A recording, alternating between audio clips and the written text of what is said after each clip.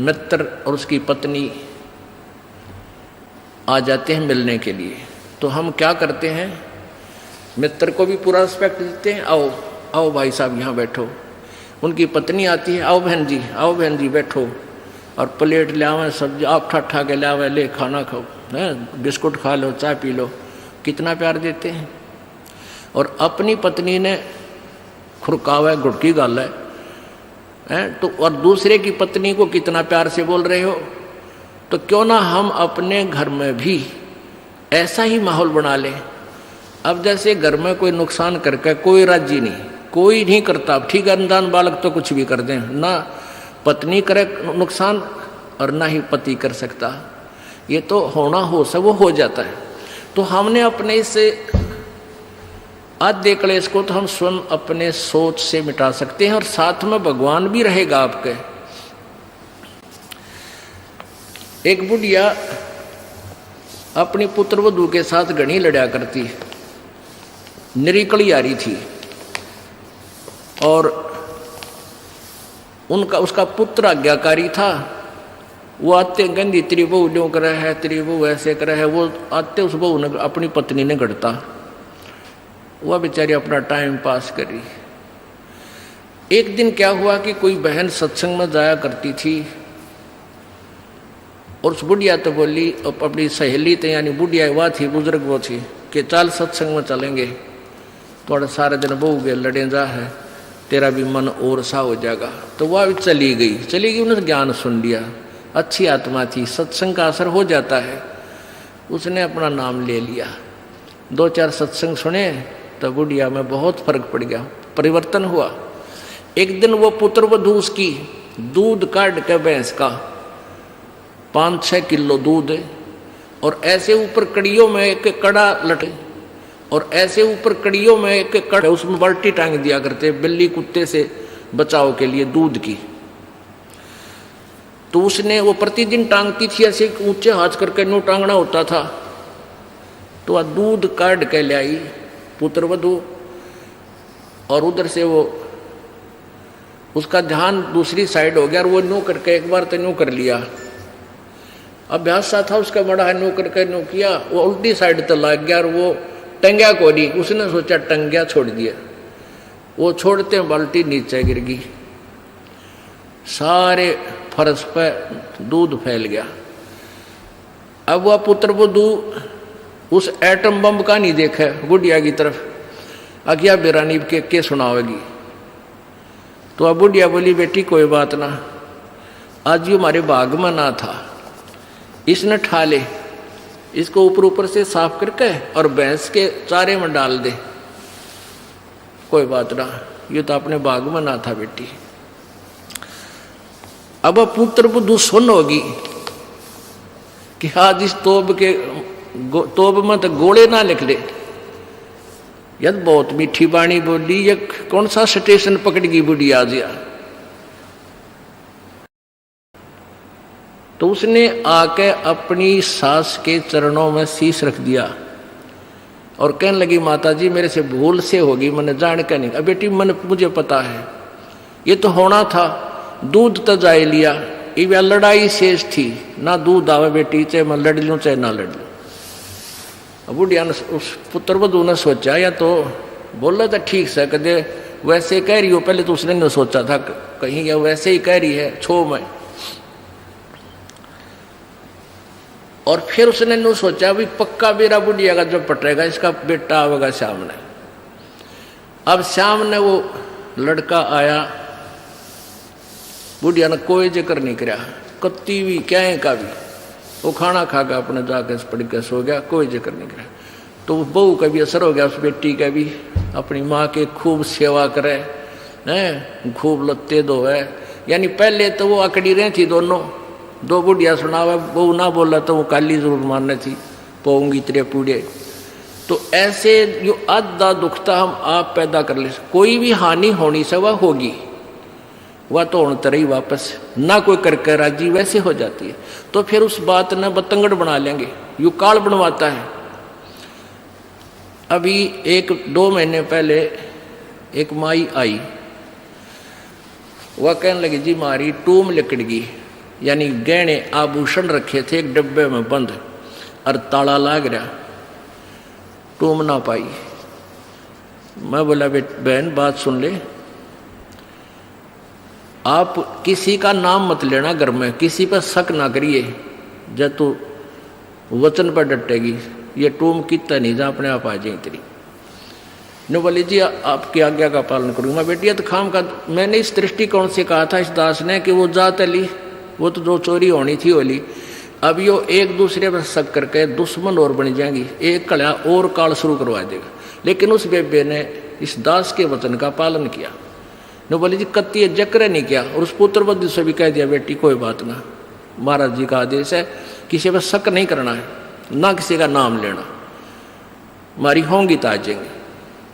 अब 2 महीने पहले 3 महीने पहले की बात थी। अब चौथा दिन 5वां दिन, उस दिन आई वह पुत्र वधु और वह पत्नी वह बहन। न्यो बोली जी वह न्यो की न्यो पागी टूम 2 तालियां के भीतर, और इस बउआ का हाथ लगी, या भाजी आई कि माँ देख टूम न्यो की न्यो दरी इसमें, और वही डब्बा न्यो का न्यो उन तालियां के भीतर है।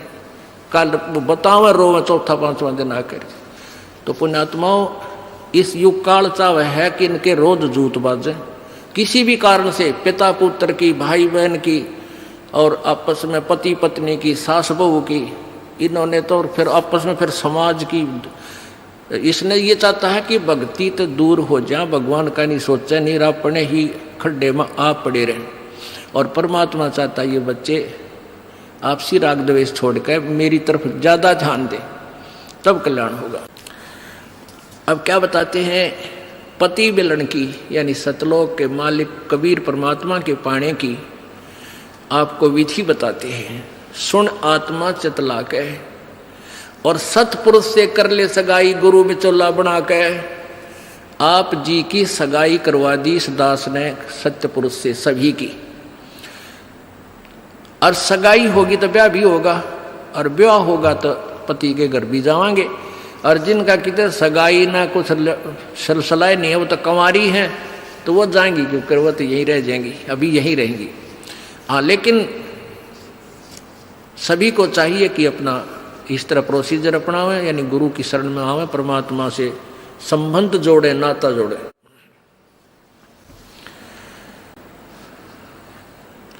सतपुरुष से कर ले सगाई, गुरु बिचौला बना के। फिर सत्संग बान बैठिए लाडो, और दान की मेहंदी रचा के। जैसे बान बिठाया करते हैं, 5-6 दिन बिठाया करते, 6-7 दिन,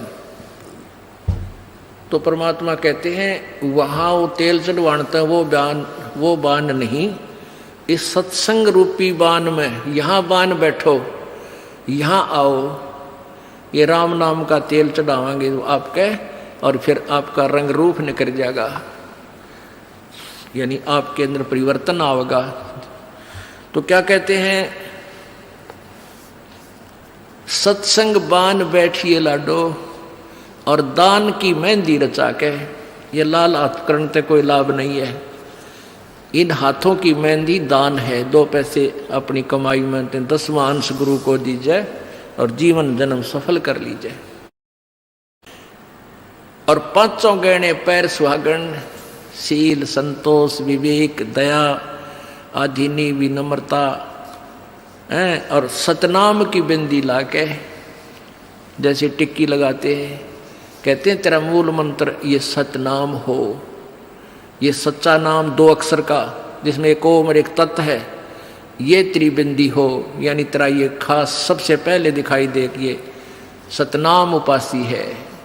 आत्मा परमात्मा को जब प्यारा लगेगा तो जब स्वीकार करेगा। और फिर क्या कहते हैं, प्रेम की लाली ला कै सुरता क्यों ना पति रिझावे है।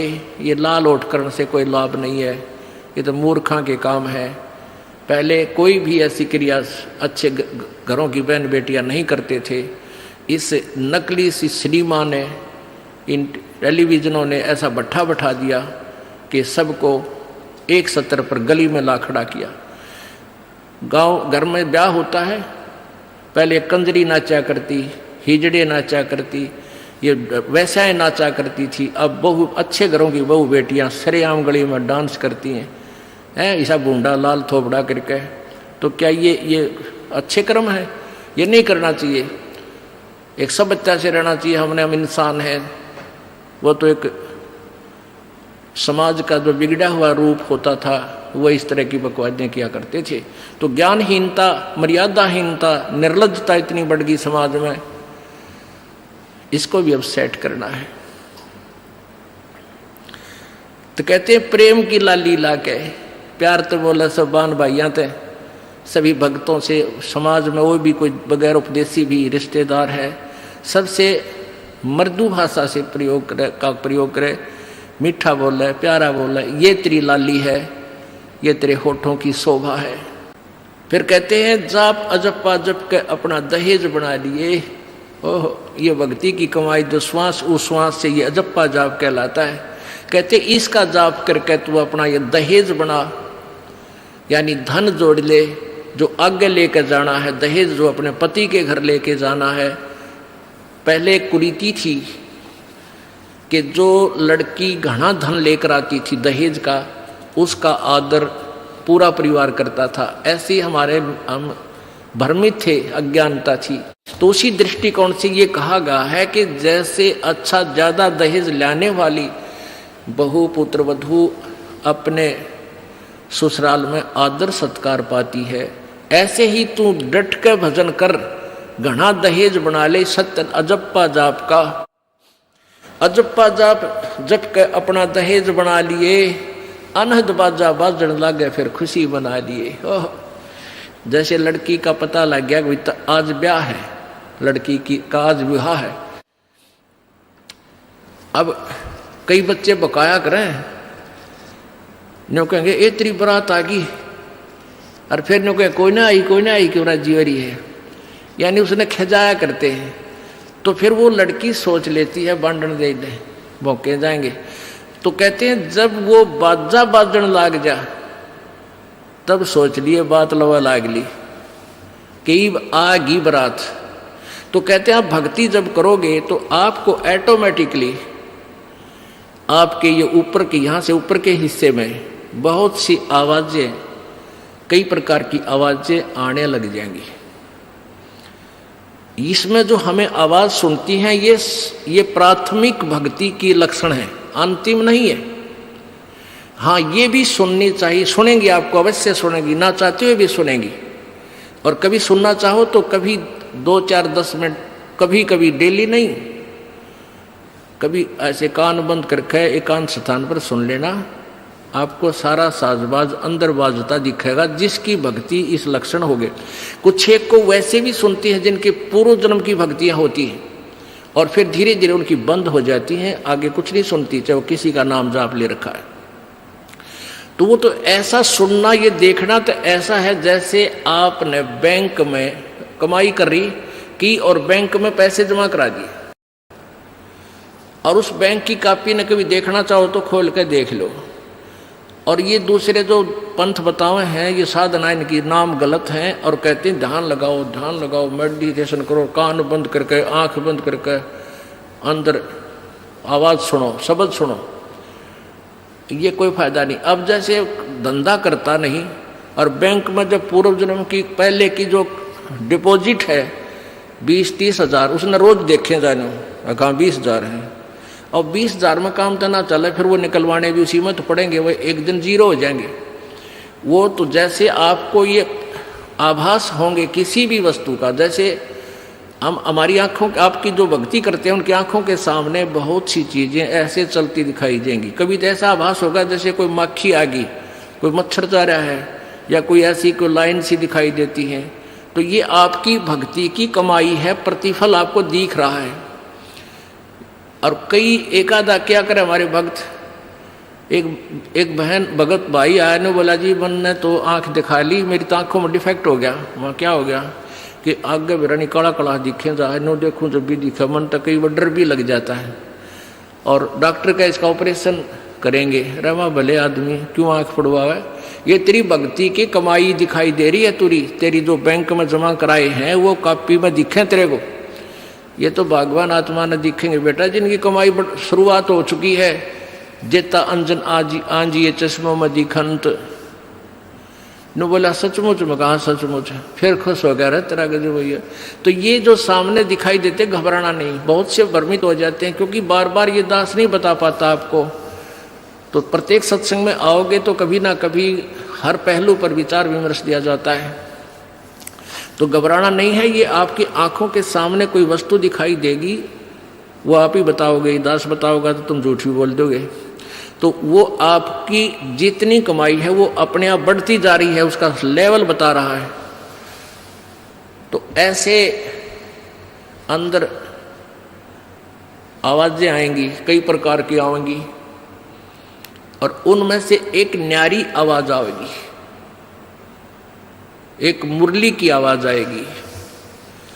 और वो मुरली, वो आवाज जो है, जो इसमें पिंड में जो आएगी, वो यहीं तक की है, ये महास्वर्ग तक की है। और जो वास्तविक धुन, वास्तविक जो आवाज है, वो इस अंड और पिंड से पार है, वो सतलोक में है। वो वहां जाकर आपको वो बात बाहर सुनाई देगी। यानी इस शरीर से एक जब आत्मा भक्ति से परिपूर्ण हो जाती है तो इस शरीर से बाहर भी हो जाती है। तो उसको सुनने के लिए ऐसी स्थिति आ जाएगी अपने आप, जैसे आपका शरीर यहाँ बाहर खड़े हो गए, और फिर वो आवाज़ आपको उस सूक्ष्म शरीर के माध्यम से सीधा कनेक्शन उस सतलोक से हो जाता है। वो परले पार वाली मुरली आवाज़, वो धुन, वो झनकार अलग से सुनाई देती है। फिर सेकंड के बाद आप उसी शरीर में होते, आपको पता भी नहीं कि मैं बाहर गया या अंदर ही था। वो बहुत बाद में जाकर बहुत लेटेस्ट स्टेज पे ऐसा होगा। पर ऐसा हो या ना हो, आप जैसे दास बताओ, ये खुराक खाते रहो, रोग कटेगा, ये साधना करते रहो। तो क्या बताया है, जाप अजप्पा जप के अपना दहेज बना लिए, और ये अनहद बाजा बाजन लागे, फिर खुशी मना लिए। फिर मान लिए खान तेरी भक्ति चल पड़ी, निकट लागली बात आगे लेने, यानी बरात आगी। आवे बिरहा कबीर लेने, खुश होकर चालिए, और प्रेम की बारिश होने लागे, फिर मलमल नहा लिए। जैसे आपने कल सुना था, बिना प्रेम पावे नहीं चे करोड़ समाधि ला। होय होय, जैसे सूरज के आगे बदरा ऐसे कर्म छयारे, प्रेम की पवन करे चित मंजन झलके तेज नयारे। प्रेम की पवन, परमात्मा के प्रति इतना प्यार उमड़ उमड़ का अब आपके हृदय में रह रह के जरा सी बात मालिक की चले, आंखें भरे आऊँ आपकी, कुछ दिन में ऐसी स्थिति आ जाएगी। तो ये प्रेम की पवन चलेगी। जैसे सूरज के आगे बादल होते हैं तो सूर्य का प्रकाश निष्क्रिय हो जाता है, और जब हवा तेज चलती है बादलों को इधर उधर फेंक देती है तो सूर्य का प्रकाश ज्यों का तो सामने चमक रहा होता है। ऐसे परमात्मा और अपने बीच में, आत्मा के बीच में पाप कर्मों का गरावा यानी बादल छाया हुआ है। इस प्रेम की यानी सब भक्ति जो क्रिया आपकी होंगी, दान करता आदमी को इतनी खुशी होती है उस दिन कोई ठिकाना नहीं। और 10 रुपये चोरी कर ले, आत्मा खुश नहीं हो सकती, चाहे 20 लाख चोरी कर ले। और 10 रुपये, 20 रुपये, 1000 रुपये, 2000 रुपये आप दान करने की चेष्टा करते हो, पहले उमंग भर लेती है, और दान करे पाछो तो न्यारी खुशी होती है।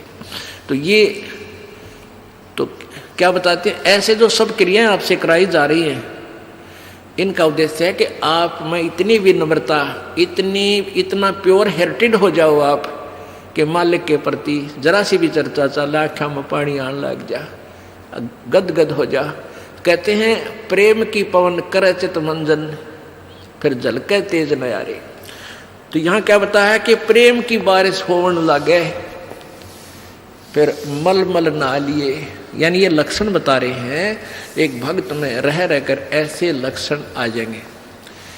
एक बुढ़ा आवे मेरे पास, नाम ले रखा उन्होंने साल भर से।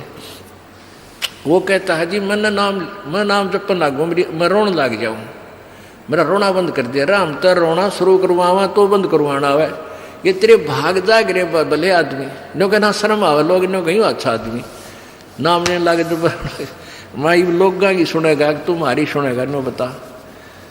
तो इसे ओपन कर्मी प्राणी है, बुढ़ा आदमी 65 साल का होगा, भगवान का नाम मिल गया, पिछले संस्कार से ही होता सारा कुछ। और ईब नो कह नाम लेने लग गूँ, मैं तो रोने लग जाऊँ। अरे तेरा जी भगवान ये सब ने देसा रोना हमारे भगता ने, आँखें में पानी आवे, मालिक की चर्चा हो, ना द्वेष हो, ना राग उठे, ना कोई चोरी करने जी करे, ना कोई जारी करने जी करे, ना बुराई मन में आवे, ये ऐसा जो धुन लग जा। फिर कहते हैं सार शब्द का सुरमा गा लिए जब पति न भावे। सार शब्द यानी जो असली मंत्र आपको दिया जाएगा वो सुरमे जैसा होगा, वो एक न्यारी आपकी जो है ना पहचान बनेगी, उस पर न्यारी जो है ना अलग से आपकी एक और सुंदरता बनेगी, यानी परमात्मा को आप और उस मंत्र सहित और अच्छे लगोगे जिनके पास ये तीनों मंत्र होंगे। कहने का भाव ये, आदिन्नी की मांग बरा ले तो चलिए नाड़ झुका के, विनम्रता, अभिमान खत्म हो, विनम्रता आवे और सबके साथ प्यार से बोले, आकड़ नहीं पाड़े, ये लक्षण हो जाने चाहिए आपके अंदर। आदिन्नी की मांग बरा ले, ये जो मांग आप सिंदूर डालते हैं ये आदिन्नी तेरी मांग है, और चलिए नाड़ झुका के, यानी नम्रता से रहना, नाड़ झुका के चलना, नम्रता से पेश आना। और संत समागम बरात तेरी तन ले जावेगा ब्याह के। अब ये सत्संग रूपी बारात है, आत्मा को यहीं से श्रृंगारा जाता है, यहीं से इसको तैयार किया जाता है, ज्ञान सुनाया जाता है, तो ये परमात्मा सत्संग आने वाली आत्मा ही परमात्मा के पास जाएगी, यानी ये बरात वाले ही, बरात ही समझो उस मालिक की है। संत समागम बरात तेरी तन ले जावेगा ब्याह के, सुरत नृत है डोली तेरी। सुरत और नृत ये आत्मा इनके साथ चलेगी, और बैठ सुन शिखर में जाकर, यानी सतलोक में जाकर बैठ जा। और मकर तार का खेल कांगना, अलल ध्यान दचा के। अब कांगना खेलते हैं ना, जैसे यहाँ एक मोटा हवान जा, दूसरा मोटा बांध जा रहे नाला, और कई गांठ ला जाए, फिर नो कहेंगे वो देवर खोल लेगा इसने, कांगना खेल लेंगे ना खुल जा, उबरण के फंड होया करना, लंबा चौड़ा सिस्टम। तो परमात्मा कहते हैं अब मकर तार का खेल कांगना, छूट ना जा, आते हैं छूट गया वो हार जाएगा। तो उस मकर तार का ऊपर से जब आत्मा यहाँ से चलेगी, परमात्मा कई तरीके से इसको, कहीं किसी स्थान पर किस तरीके से आपने जाना है, तो आप कभी एक आध बार कभी ध्यान वैसे ही कुदरती लग जाता है, बैठ जाते हैं, कभी आंखें खुली है तो भी बंद हो जाती हैं, और कई बार ऐसा होगा कि एक मकड़ी के तार जैसा आपको लंबा स्ट्रेट, बहुत उसका कोई और छोर आप नहीं देख सकोगे, ऐसा तार सा नजर आएगा, उसको मकर तार कहते हैं। उसके साथ लग के आत्मा जैसे मकड़ी उस तार को पकड़कर ऊपर चढ़ जाती है, ऐसे वो मकर तार का आपको दिखाई देगा जब चलेगी यहाँ से आत्मा संसार छोड़ के, तो एक मकर तार का मार्ग आपको मिलेगा, उसके साथ चलना, उसको छोड़ना नहीं, तो उधर नहीं जाना, नहीं तो मार खा जाएगी।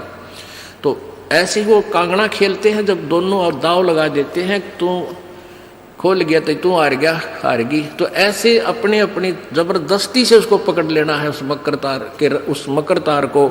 मकर तार माने मकड़ी का तार। ऐसा एक रास्ते में आपको ये गाइडलाइन होगी कि इसके साथ साथ चल, भ्रमित ना होना, सतलोक जाने के लिए।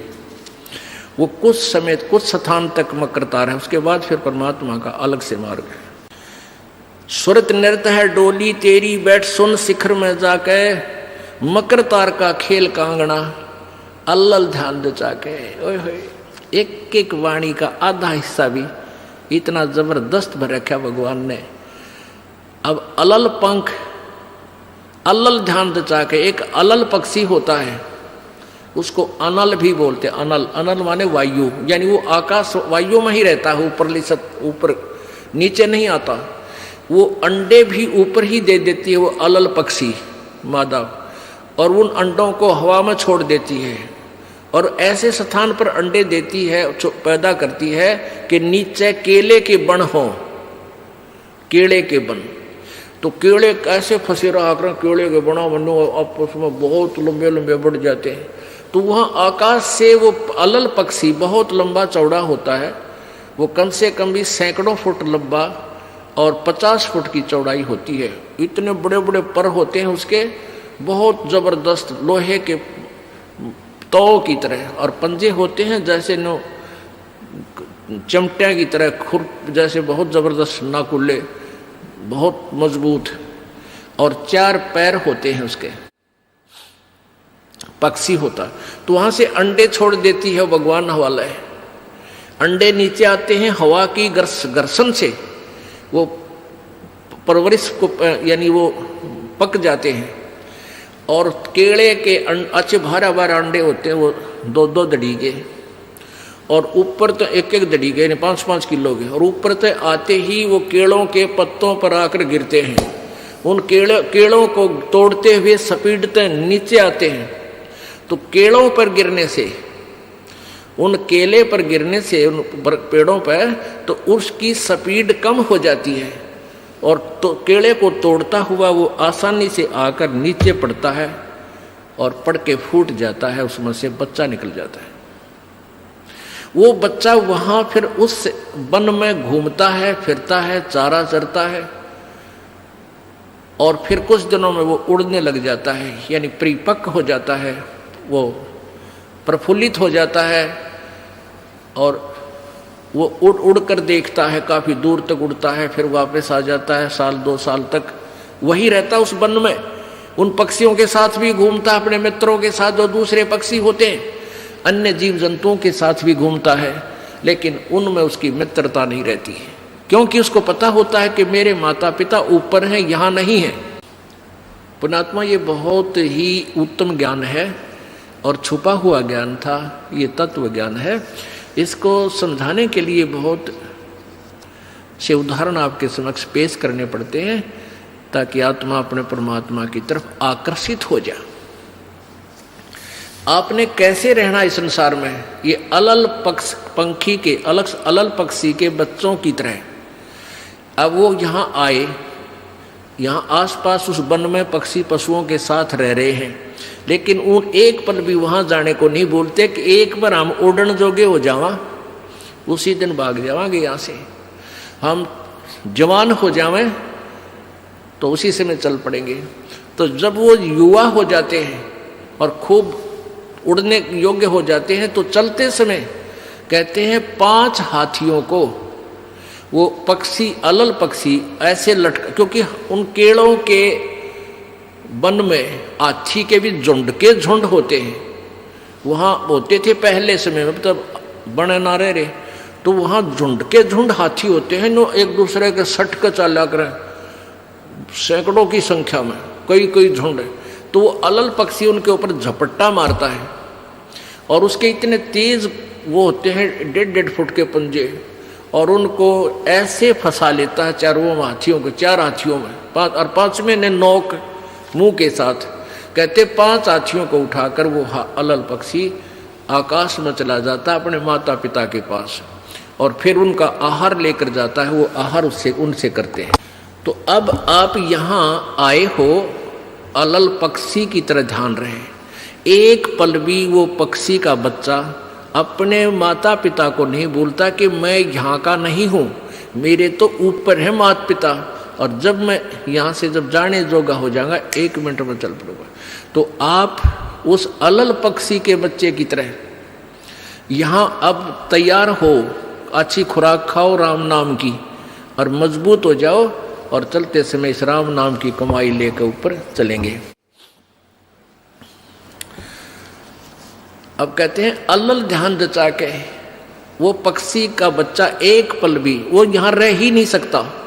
उसको ये पता होता है, कॉमन सेंस होती है कुदरती, कि मेरे माता पिता वहाँ है, जिस दिन मैं यहाँ से जाने योग्य हो जाऊँगा एक पल नहीं रहूँ यहाँ पर। तो ऐसे आपने ये हर दिन उस सतलोक में जाने का अलल पक्षी की तरह यू ध्यान लगा कर वो जचा कर रखनी है, इसको भूल नहीं पड़ने देना। मकर तार का खेल कांगना अलल ध्यान जचा के, और बैठ विश्वास सेज बिछा के, जो शब्द छैल आवे है। अपने आत्मा कहे कबीर सुनो भी साधो, मैं तो हूं विश्वास में। जो क्रिया जो साधना आपको बताई जाती है, वो साधना वो है जो सब सदग्रंथों में प्रमाणित है, और वो है जिन महापुरुषों ने परमात्मा पाया, उन्होंने भी यही क्रियाएं की। तो आप एक विश्वास रूपी सेज पे, जैसे दुल्हन होती है अपने पति के इंतजार में वो बैठ जाती है, तो ऐसे ही कहते तू अपना विश्वास रूपी सेज बिछा के इंतजार कर उस परम पिता के आने की। विश्वास तेरी सेज है, यानी तेरा विश्वास है तो मालिक आवेगा, और विश्वास नहीं है तू ही वहां से चला गया कि तो फिर पति कहाँ मिलेगा। कहने का भाव ये है कि डगमग नहीं होना है, अपना विश्वास दृढ़ रखना। जो बताया गया ये विधि और यही भक्ति आपको परमात्मा मिलाएगी। यानी शब्द छैल का अर्थ है वो अविनाशी परमात्मा, शब्द अर्थ अविनाशी को कहते हैं। अविनाशी परमेश्वर तेरा पति तुझे वहां लेने आएगा, और इस प्रकार हम परमात्मा पाएंगे। बोलो सतगुरुदेव। परम पिता परमेश्वर सर्व सृष्टि रजनहार कुल मालिक कबीर देव कबीर साहब अल्लाहु अकबर, ये वो समर्थ परमेश्वर हैं जो इस प्राणी को काल के जाल से छुटवा सकते हैं। ये वो समर्थ परमेश्वर हैं जिसके विषय में चारों पवित्र वेद गवाही दे रहे हैं, जिसके गुणगान कर रहे हैं।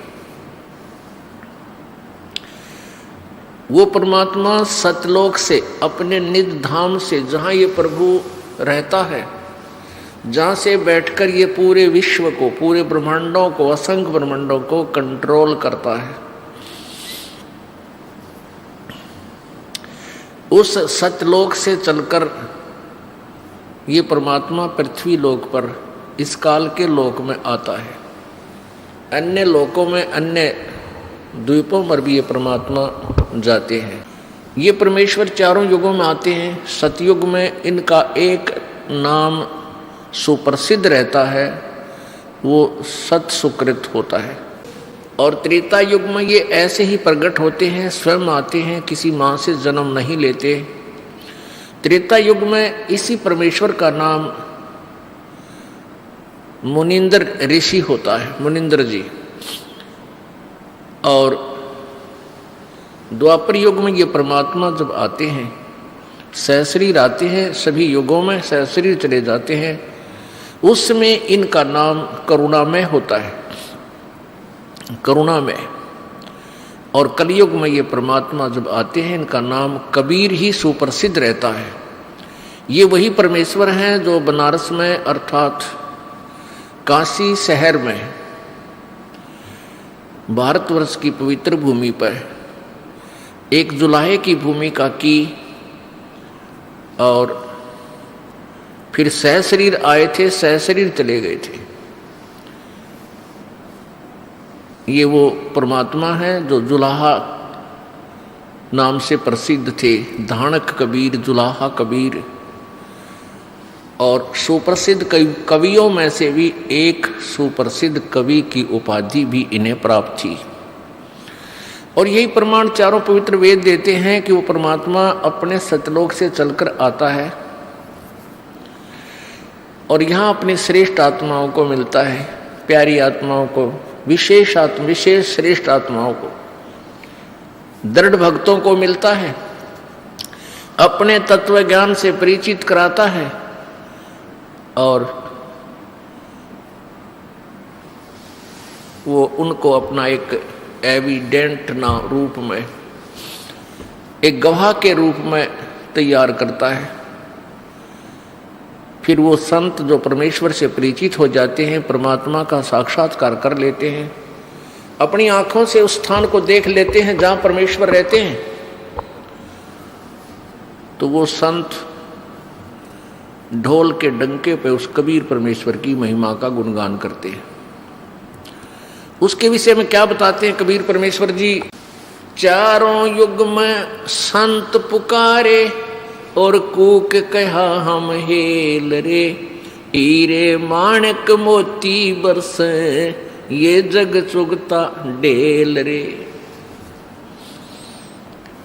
परमेश्वर कबीर जी कहते हैं कि चारों युगों में मेरे संतों ने भी मेरी महिमा का गुणगान किया, आवाज लगाई, पुकार पुकार कर ऊंची आवाज में। और परमात्मा कहते हैं हमने भी कूक यानी ऊंची आवाज में खड़े हो होकर कहीं पर भी जन साधारण को इस ज्ञान से परिचित कराया। लेकिन ये भोली आत्माएं अज्ञान में इतनी ओतप्रोत हो जाती हैं, हमारे इस यथार्थ ज्ञान को समझ नहीं पाते। चारों युग में संत पुकारे और कूक कहा हम हेल रे, हीरे माणिक मोती बरस ये जग चुगता ढेल रे।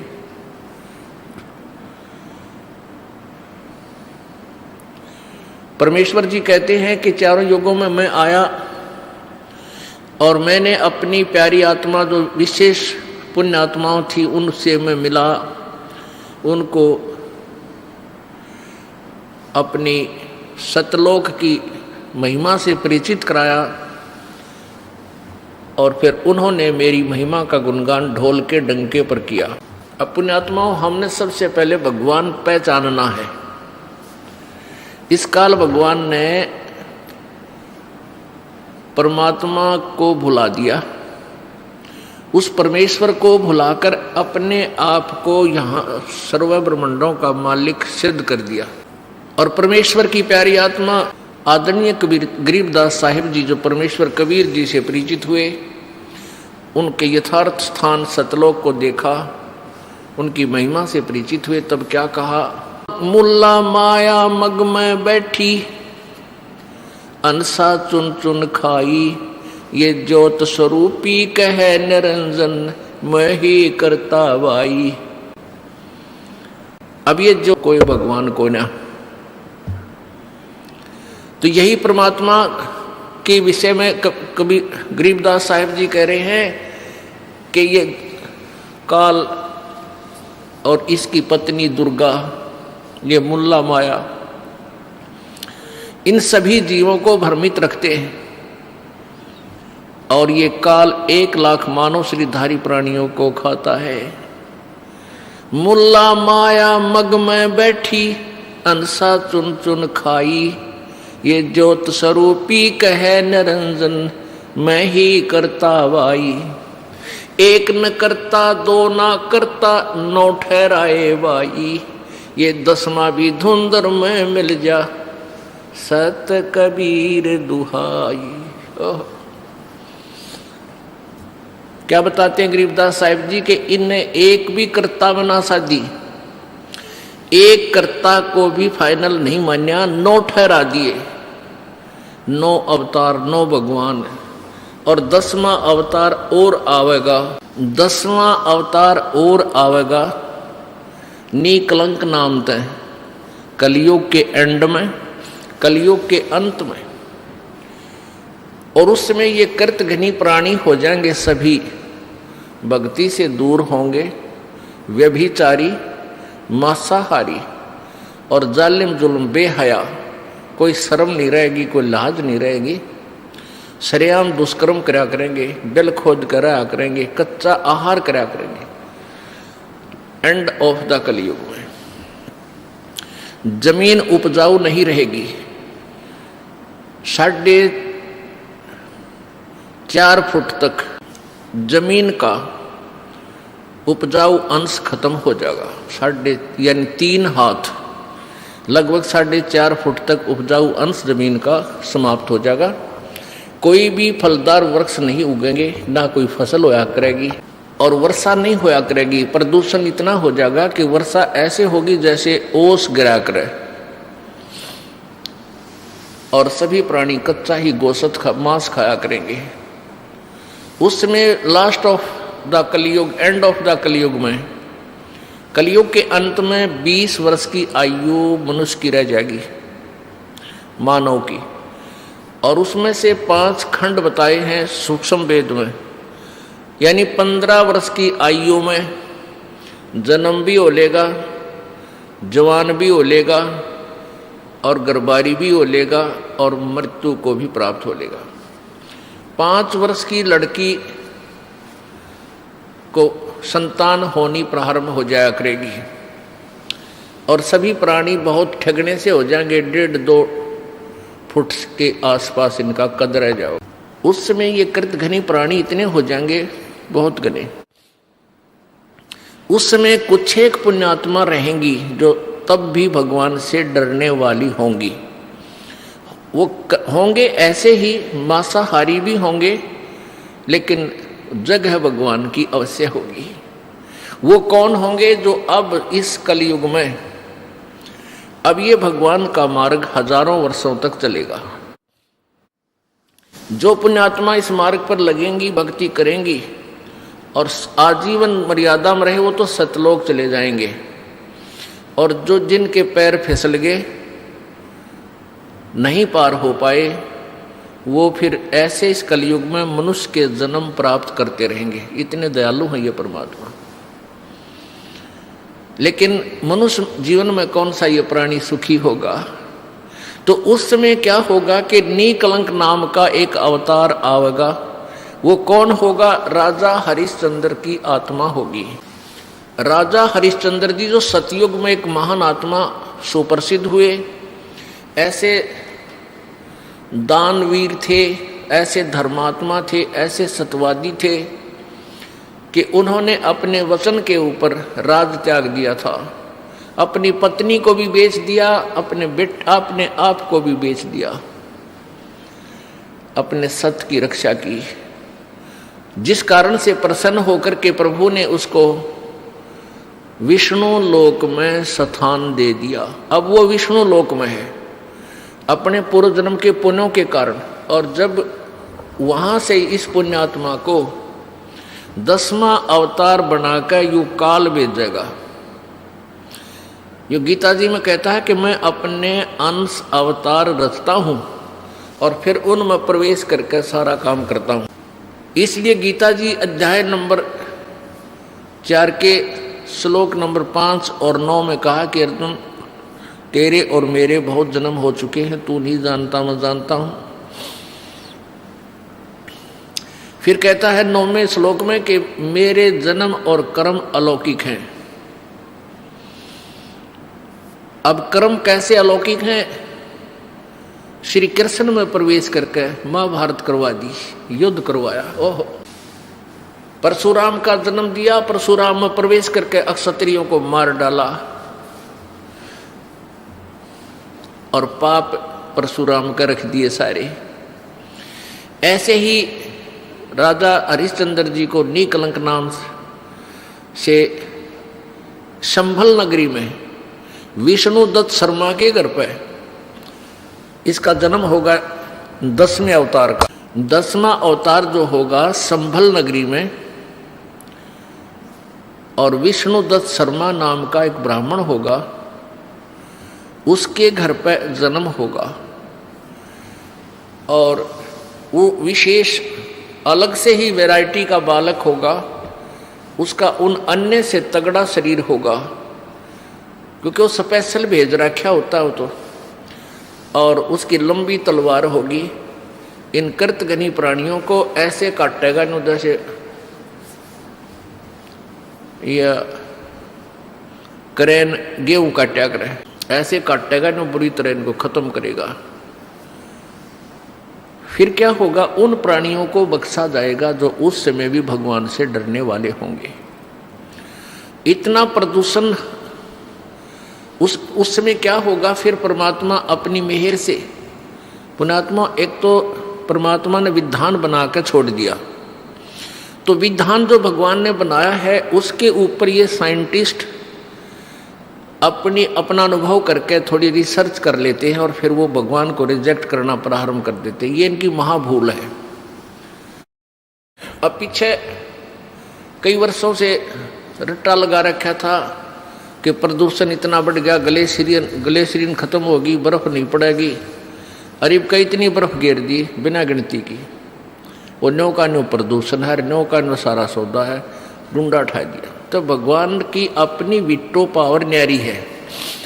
तो क्या होगा? कलयुग के एंड में इन सभी को नाश करेगा, ऐसी दुष्ट आत्माओं को काटा जाएगा।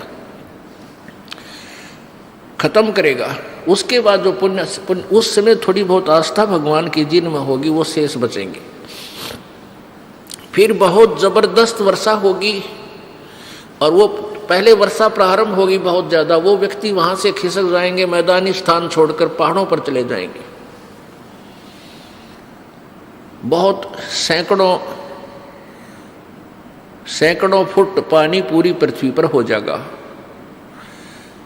और फिर बहुत समय तक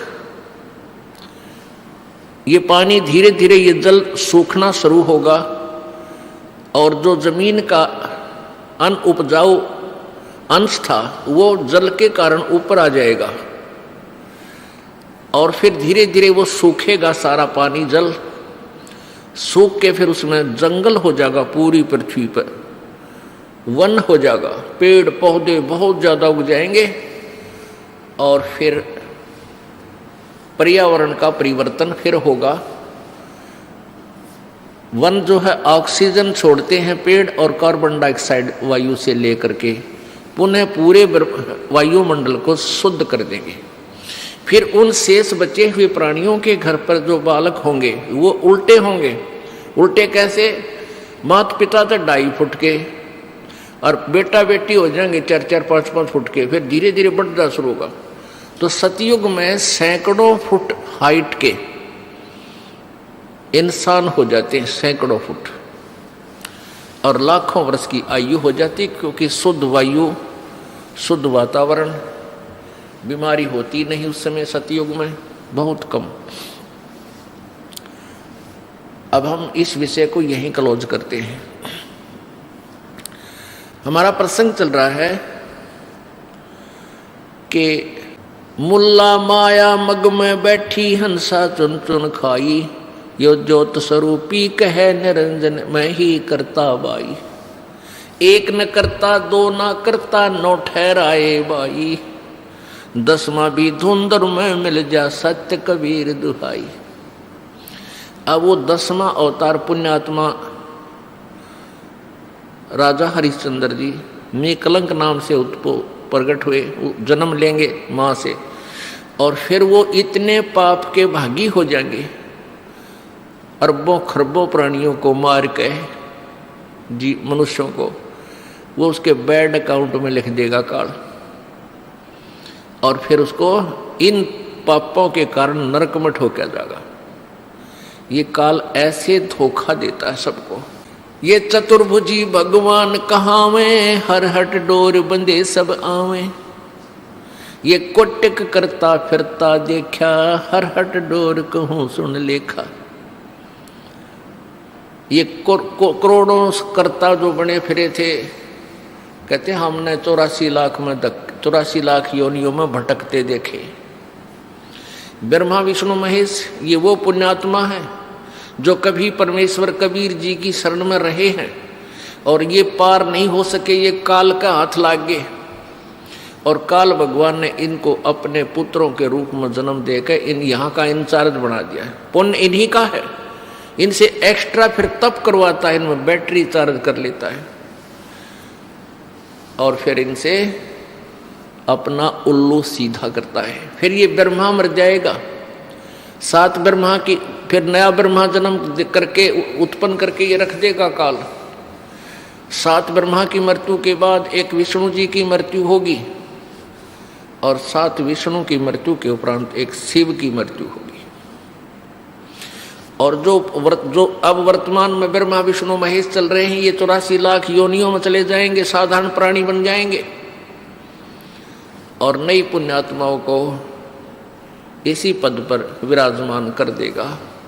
इसलिए सूक्ष्म वेद में कहा कि कोटिक करता हमने फिरता देखा, हर हट डोर कहूं सुन लेखा। हर हट डोर कहते चतुर्भुजी भगवान कहावे, ये हर हट डोर बंधे सब आवे। ये अरहट का कुआ लोई, यागड़ बंधा है सब कोई। कीड़ी कुंजर और अवतारा, हर हट डोर बंधे कई बारा। हर हट डोर किसे कहते हैं? पहले पुराने समय में सिंचाई का साधन, किसानों के पास एक कुआं होता था, कच्चा कुआं खोदते थे बहुत गहरा होता था। उस कुएं के ऊपर एक पक्का स्ट्रक्चर बनाते थे दूरी से, और उसके बीच में एक पुली लगाते थे, एक पुली, और उसके ऊपर एक चैन डाल देते थे जो नीचे जल तक जाती थी। उस चैन की चौड़ाई लगभग 1 फुट होती थी। उस चैन के ऊपर, उस बेल्ट के ऊपर बाल्टियां फिक्स कर देते थे, बाल्टियां, और उन वो बाल्टियां नीचे से फिर उस पुली को घुमाया जाता था बैलों के द्वारा, जैसे कोल्हू चलाया जाता है। वो बाल्टी नीचे से पानी भरकर आती थी, ऊपर खाली हो जाती थी, वो जल खेतों में चला जाता था। वो खाली बाल्टी फिर नीचे जाती थी, नीचे से भरकर आती थी, फिर खाली हो जाती थी, फिर जाती थी, फिर खाली हो जाती थी। इसको अरहट का कुआं बोलते हैं। आपको उसका एक चित्र दिखाते हैं, क्योंकि वर्तमान के बच्चों ने अरहट नहीं देखे, हमने देखे। हमारे समय हम बालक थे तब तक कहीं ना कहीं इनकी थोड़ी सी नामो निशान कहीं कहीं इधर जहाँ नहर का व्यवस्था नहीं थी सिंचाई की, वहाँ ये देखने को मिलते थे। अब तो इनका नामो निशान ही मिट गया। ये देखिएगा, ये अरहट का कुआं लोई, ये देखिएगा अरहट, रहट, देसी भाषा में रहट कहा करते हैं, वैसे हरहट भी बोलते हैं। ये अरहट है, यो अरहट का कुआं लोई, या गलबंजा है सब कोई, ये कीड़ी कुंजर और अवतारा, हरहट डोर बंधे कई पारा। ये कुआं है एक, ये कुआं है, ये कुआं है, ये वाला, ये वाला। इसकी साइड एलिवेशन दिखा रखी है, तो सोच लो 20 से काट के। और ये है एक पुली, ये व्हील सा होता था, इसके ऊपर ये चैन लटक रही है, ये वाली, और इसके ये बाल्टियां फिक्स कर रखी हैं। और ये ऐसे चलता था, तो ये यहाँ से पानी भरकर, ये पानी से भरकर ऊपर आती है और यहाँ खाली हो जाती है। यहाँ से ये जल खेतों में चला जाता है, और ये फिर ऐसे आ जाती हैं, फिर यहाँ से भरकर फिर आती हैं, फिर खाली हो जाती हैं, फिर आती हैं, फिर खाली हो जाती है। ये चक्कर चलता रहता है। ये जन्म मृत्यु का चक्कर बता रहे हैं परमात्मा कि ये अरहट का कुआं लोई, या गलबंजा है सब कोई। कीड़ी यानी चींटी, और कुंजर माने हाथी। कीड़ी कुंजर, और ये अवतारा, ये ब्रह्मा विष्णु महेश जैसे, और इनके आगे अंश अवतार राम कृष्ण जैसे। कीड़ी कुंजर और अवतारा, हरहट डोर बंधे कई बार मर लिए जन्म लिए ये थारे भगवान। ये चतुर्भुजी भगवान कहावे, हरहट डोर बंधे सब आवे। ये कोटिक करता फिरता देखा, हरहट डोर कहूँ सुन लेखा। अब यह फिर समस्या आ जाती है कि ब्रह्मा विष्णु महेश भी मरते हैं। ओहो पुण्यात्माओं, परमात्मा कबीर जी और तथा उनसे प्रीतित महापुरुषों ने पहले ही ये ज्ञान ठोक कर कहा है, लेकिन उनकी उस अमृतवाणी को इन चतुर प्राणियों ने, इन नकली संतों, ऋषियों और महर्षियों और गुरुओं ने, मंडलेश्वरों ने रिजेक्ट करवा रखा था हमारे से, ये कहकर के कबीर अनपढ़ था, अशिक्षित था। और ये सभी संत अशिक्षित हैं, अशिक्षित थे, अक्षर ज्ञान नहीं था, इसलिए ये वेदों और गीता के बारे में, पुराणों के विषय में नहीं जानते। ये झूठ बोलते हैं, ये गलत कहते हैं कि ब्रह्मा विष्णु महेश नासवान है। हाय हाय, तो उस समय तो नकलियों का दाव लग गया। अब मानव समाज शिक्षित है, वही सदग्रंथ जिनके विषय में परमेश्वर पहले बताया करते थे आज हमारे पास उपलब्ध है, और वो इन्हीं नकलियों द्वारा अनुवादित भी हैं। चलो संस्कृत में होते तो शायद हमारे ना भी सूतमा हो, ये आप अनुवाद भी करिए, और फिर भी इनकी बुद्धि ने काम ना किया। कहते हैं सतगुरु बिन काहु न पाया ज्ञाना, जो थोथा बुछड़े किसाना, गुरु बिन वेद पढ़े जो प्राणी, और समझे न सार रहे अज्ञानी। ये सारे अज्ञानी थे जिन्होंने आज तक हमें ये नहीं बताया कि ब्रह्मा विष्णु महेश नासवान है, इनका जन्म मृत्यु होता है, इनके माता पिता भी हैं। तो ये सारे मंडलेश्वर अज्ञानी थे, यानी पुराण ज्ञानहीन भी थे, वे वेद ज्ञानहीन भी थे, गीता जी ज्ञान भी वो नहीं जानते थे, गीता जी को भी नहीं समझ सके। वो अज्ञानी हमें मूर्ख बना गए। अपने आत्मा इस दास को इन सदग्रंथों की, वेदों की, पुराणों की, गीता जी की कोई आवश्यकता नहीं थी। आवश्यकता का तात्पर्य ये नहीं है कि ये रिजेक्टेड है, नहीं, इनमें वर्णित ज्ञान हमारे परमेश्वर ने हमारी सिंपल लैंग्वेज में, साधारण भाषा में लिख रखा था, और जिसका हमें पूर्ण विश्वास था और रहेगा कि हमारे परमेश्वर ने और हम उनसे संबंधित जिन संतों ने जो भी बात कही है वो सारी सच्ची है, और वेदों और पुराणों की वाली ही है। जिनसे जो वेदों और पुराणों में ज्ञान नहीं है वो भी परमेश्वर कबीर जी की वाणी और उनके प्रत्यक्ष दृष्टा संतों की वाणी में उपलब्ध थी। आइए अब हम उन श्रद्धालुओं के अनुभव जानते हैं जो जगत गुरु तत्वदर्शी संत रामपाल जी महाराज जी से दीक्षा प्राप्त कर चुके हैं तथा उनके द्वारा बताए गए भक्ति मार्ग पर चल रहे हैं। जी नमस्कार। नमस्कार जी। क्या नाम है आपका? मेरा नाम मनप्रीत कौर है। मनप्रीत जी, कहाँ से आए आप? मैं विलेज राज्यवाल, डिस्ट्रिक्ट लुधियाना और पंजाब से हूँ। आपकी क्वालिफिकेशन क्या है? मेरी क्वालिफिकेशन MA इकोनॉमिक्स में किया हुआ है मैंने, और मैं टीचिंग प्रोफेशन से हूँ। संत रामपाल जी महाराज जी से नाम दीक्षा लेने से पहले आप क्या भक्ति साधना करते थे? मैं सिखिज़्म और हिंदुज़्म दोनों को फॉलो करती थी। देवी देवताओं की पूजा करना, जैसे कि जपजी साहब का पाठ करना, सुखमनी साहब का पाठ करना, ऐसे करती थी। क्या पहले भी आपने कोई गुरु बना रखा था? कोई गुरु नहीं था मेरा, मैं ऐसे ही पूजाएं करती थी बस। मनप्रीत जी, आपने बताया कि पहले आप हिंदुइज्म और सिखिज्म दोनों को फॉलो करते थे और आप जपजी साहिब जी का पाठ भी करते थे। फिर उसके बाद आपके जीवन में ऐसा क्या हुआ कि उन सब साधनाओं को छोड़कर आप संत रामपाल जी महाराज जी की शरण में आए? सर, सबसे पहले मेरे पापा ने नाम लिया था। उनको जैसे वो मतलब खाना वगैरह खाते थे तो उनको उल्टी हो जाती थी, और उनका जो वेट था वो लॉस हो रहा था। ये नहीं पता चल रहा था कि उनको बीमारी क्या है। और उसके बाद उन्होंने जब संत रामपाल जी का नाम लिया, उनका ज्ञान सुना, तो मुझे भी लगा कि इस संत में कोई बात है। जो इतने टाइम से पापा बीमार थे और वो ठीक होने लगे हैं, तो मैंने भी ज्ञान शुरू किया सुनना। तो मुझे उनके बारे में जैसे पता चला कि सिखिज़्म में जैसे जपजी साहब का पाठ करते हैं, जहाँ मतलब गुरु नानक देव जी के बारे में मुझे पता चला। जैसे गुरुजी बताते हैं, उनकी जो रचनाएं हैं वो खोल खोल के बताते हैं कि कहाँ पे क्या लिखा है। तो देवी देवताओं के बारे में भी मुझे पता चला। हिंदुइज्म में जैसे मैं थी, सिखिज़्म हिंदुइज्म दोनों को फॉलो करती थी। जैसे कि मैंने ज्ञान को कंपेयर किया, मुझे लगा कि मुझे संत रामपाल जी से नाम दीक्षा लेनी चाहिए, तो उसके बाद मैंने नाम दीक्षा ली।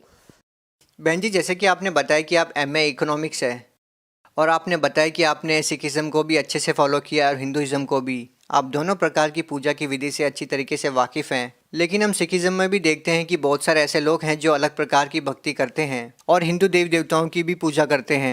तो आपको क्या लगता है कि उनके ज्ञान में और संत रामपाल जी महाराज जी के ज्ञान में क्या अंतर है? सर, जो संत रामपाल जी बताते हैं वो सब जो होली हमारी बुक्स हैं उनमें से बताते हैं कि हमें कौन सी साधना करनी चाहिए, कैसे करनी चाहिए। लेकिन जो और गुरु हैं वो हर तरह की जैसे पूजाओं पे लगा देते हैं। लेकिन जो संत रामपाल जी हैं वो उन देवी देवताओं के ओरिजिनल मंत्र और उनकी पूजा के बारे में बताते हैं। जिस मार्ग पे चल के नानक साहब जी ने अपना मोक्ष पाया, तो वही वो मार्ग बताते हैं। बहन जी, जैसे कि आपने बताया कि संत रामपाल जी महाराज जी सदग्रंथों के आधार पर ज्ञान बताते हैं, लेकिन संत रामपाल जी महाराज जी के बारे में ये कहा जाता है कि वो शास्त्रों के ज्ञान को तोड़ मरोड़ के पेश करते हैं। इसके बारे में आप क्या कहेंगे? सर, वो तोड़ मरोड़ के नहीं बताते हैं। हम एजुकेटेड है, ठीक है, हम इस चीज़ को मैच कर सकते हैं। हमारे जो सदग्रंथ है उनके साथ मैच कर सकते हैं, ठीक है। आज के दिन कोई भी हमें उल्लू नहीं बना सकता, क्योंकि हम एजुकेटेड है, पढ़े लिखे हैं। अगर किसी को ये चीज़ लगती है, वो भी संत रामपाल जी महाराज जो भी बताते हैं अपनी तरफ से बताते हैं, तो सदग्रंथों को खोलो और उसके साथ मैच करो। देखिए, ज्ञान की जो बातें हैं वो तो लोगों को सत्संग सुनने से पता चल जाएगा। हम आपसे ये जानना चाहेंगे कि संत रामपाल जी महाराज जी से नाम दीक्षा लेने के बाद आपको क्या क्या लाभ हुए। सर मुझे हर तरह के लाभ हुए, जैसे कि आर्थिक, शारीरिक, मानसिक, हर तरह के लाभ हुए। सबसे पहले जैसे कि मैंने पहले भी बताया है कि मेरे पापा जो थे उनको उल्टी आती थी खाना खाने के बाद, और उनका जो कुछ नहीं पता चल रहा था कि उनको कौन सा रोग है, उनका वेट लॉस क्यों हो रहा है। जब वो संत रामपाल जी महाराज की शरण में गए, उन्होंने सत्संग सुना और उनसे नाम दीक्षा ली, तो उस दिन उन्होंने हमें फ़ोन किया और कहा कि बेटा मैंने 3 फुलके खाए हैं आज, और मैंने आज पेट भर के खाना खाया है, आज मैं बिल्कुल ठीक हूँ। और हमें इतनी खुशी हुई, हमें मतलब कि उसी टाइम लगा था कि संत रामपाल जी महाराज में कोई तो बात है। 2013 में उन्होंने नाम दीक्षा ली थी, और सबसे पहला लाभ हमें जे मिला, क्योंकि किसी भी बच्चे की उनके जो माँ बाप हैं वो एक इम्पॉर्टेंट रोल मतलब कि रखते हैं, जैसे कि उनकी जो जगह है। तो जब हमने पापा के बारे में ऐसे सुना तो हमें भी एक आशा की किरण दिखाई दी कि शायद वो अब ठीक हो जाएंगे। ये था मेरे पापा का लाभ।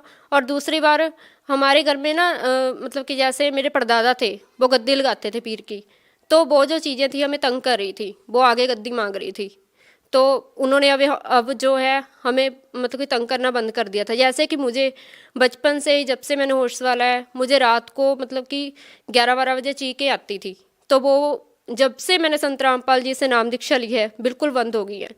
तो आज तक मुझे वो प्रॉब्लम नहीं है। अब मैं बिल्कुल जैसे अपने आप को सुरक्षित मतलब कि महसूस करती हूँ उस चीज़ से। और उसके बाद जो लाभ था कि जैसे कि लास्ट ईयर मेरी बहन का एक्सीडेंट हुआ था, बहुत ज़बरदस्त एक्सीडेंट था, और उसमें सभी बोल रहे थे कि उसकी जान चली जाएगी, क्योंकि बहुत ज़बरदस्त टक्कर थी वो। उसमें मेरा कज़न भी था और मेरा भाई भी था और मेरी बहन भी थी। लेकिन मेरे कज़न और भाई को तो बिल्कुल खरोंच नहीं आई, लेकिन मेरी बहन के जो सिर में और उसकी एड़ी में थोड़े सा मतलब कि टांके लगे थे। लेकिन जब उसकी रिपोर्ट्स करवाई, सभी बोल रहे थे कि इसकी रिपोर्ट्स नॉर्मल नहीं आएगी, जो सर पे उसके चोट लगी थी, क्योंकि काफ़ी थी। तो लेकिन वो रिपोर्ट्स भी नॉर्मल आई, और बहुत जल्दी उसने रिकवरी मतलब कि कर ली इस चीज़ से। और उसने बाद में बताया कि मेरे पास संत रामपाल जी महाराज खड़े थे, मुझे ऐसे लगा जैसे उन्होंने मेरी रक्षा की हो। और उसके बाद जो थे उसके बाद जैसे कुछ महीने पहले मेरे प्लेटलेट्स घट गए थे, लेकिन फिर भी मैं कंटिन्यू जॉब पे भी जा रही थी, मेरी एक भी छुट्टी नहीं हुई, लेकिन वो बहुत ही जल्दी उस चीज़ की भी रिकवरी हुई। और मेरी दादी जी के भी प्लेटलेट्स घट गए थे, उनके सिर्फ 25,000 रह गए थे, उनकी भी रिकवरी इतनी जल्दी हुई। डॉक्टर बोल रहा था कि ये बचेंगी नहीं, मैं तो जवाब दे रहा हूँ, इसको आगे रेफ़र कर रहा हूँ, लेकिन फिर भी कोशिश की। मतलब कि उनका विश्वास इतना था संत रामपाल जी पे कि उन्होंने कहा कि नहीं, मैंने आगे नहीं जाना, अगर परमात्मा ने ठीक करना होगा तो यहीं पे कर देंगी।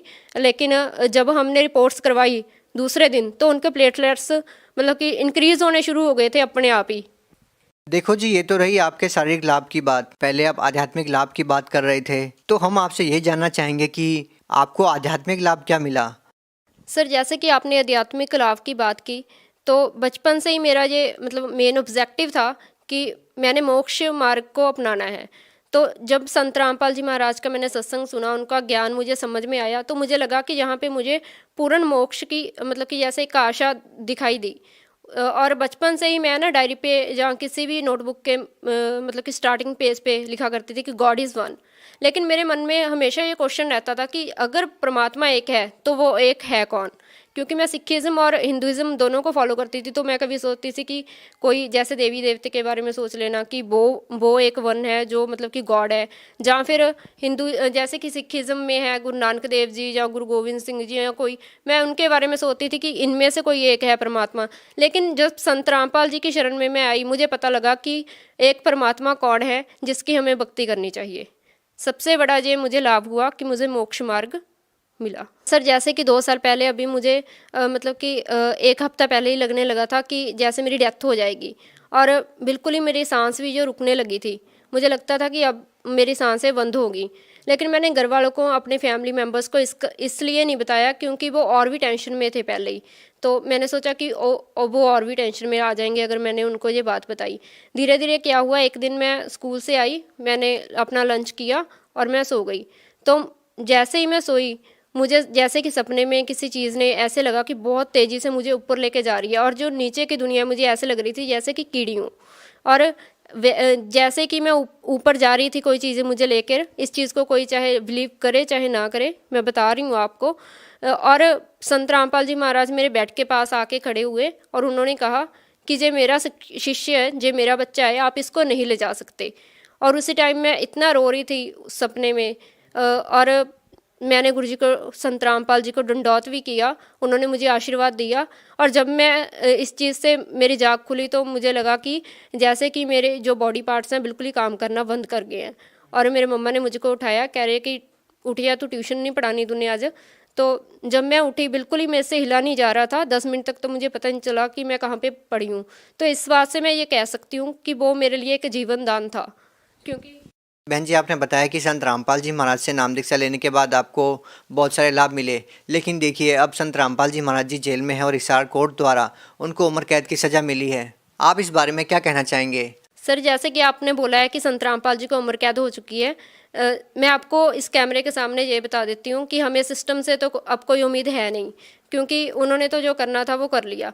लेकिन अब हम ये बोल रहे हैं कि अब जो सच्चाई है वो उभर के सभी के सामने आ रही है, इसलिए तो सभी संत रामपाल जी से जुड़ते जा रहे हैं। सबको सच्चाई का पता है, सबको मतलब पता चल रहा है कि क्या सच था क्या झूठ था। अब धीरे धीरे आप देखना ऐसा होगा कि संत रामपाल जी महाराज बाइज्जत बरी होकर बाहर आएंगे और जनता जागेगी, जागरूक होगी और हमारी सरकार से ये पूछा करेगी, आपने इतने महान संत को क्यों अंदर डाल रखा था, और इतना जो अनमोल ज्ञान है वो उभर के आ रहा है और आपने वो दबाया क्यों? क्योंकि संत रामपाल जी महाराज जो ज्ञान देते हैं बिल्कुल ही मतलब कि जो सभी शास्त्रों के अनुकूल है, इससे सभी की भलाई होगी। बहन जी, आप भगत समाज को क्या संदेश देना चाहेंगे? सर, मैं समाज को ये संदेश देना चाहूँगी कि संत रामपाल जी महाराज की शरण में आओ और अपना कल्याण कराओ। जी धन्यवाद।